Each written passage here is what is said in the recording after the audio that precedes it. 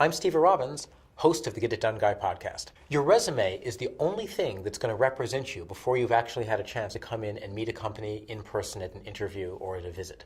So it's critical that your resume be able to sell you even when you're not present. Here are 6 tips for how you can write an awesome resume. Tip number 1, your resume should tell a story. Don't just include every bullet point from every single job you've ever had. Think about what story do you want to tell and make sure that the resume selects just those pieces. If you want to tell the story that you're a fabulous marketing person, don't fill your resume with points about computer programming languages you know. Make sure to pull out the marketing content and have that be front and center.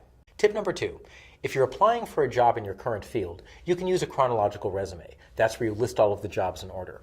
But if you're a career changer, consider using a functional resume. That's where you separate out the different kinds of skills you have and the results you can produce on your resume, and you organize your work history that way.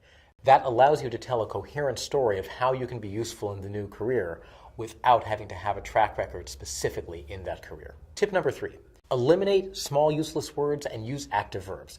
So instead of writing, I was a member of the sales team, write managed sales team. Quicker, tighter, punchier, and makes more of an impact on the reader.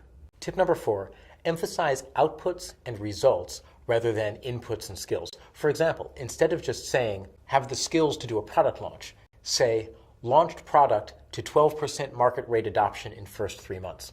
That way an employer can read your resume and immediately know these are the results that this person can create for us. Tip number 5, send your resume as a PDF file. If you send it as a Word file or another word processing document, it will look different depending upon the computer the person opens it on. So your beautiful, gorgeous resume may look amateurish and like a hack job if it's opened on the wrong machine if it's a word processor document.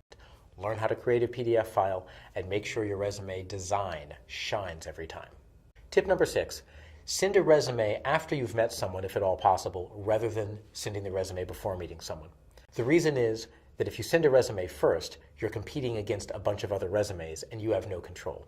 If you show up in person first, you've made a good impression, and all the resume does is confirm that. I'm Steve Robbins, host of the Get It Done Guy podcast. For more great tips on email, productivity, time management, project management, visit quickanddirtytips.com.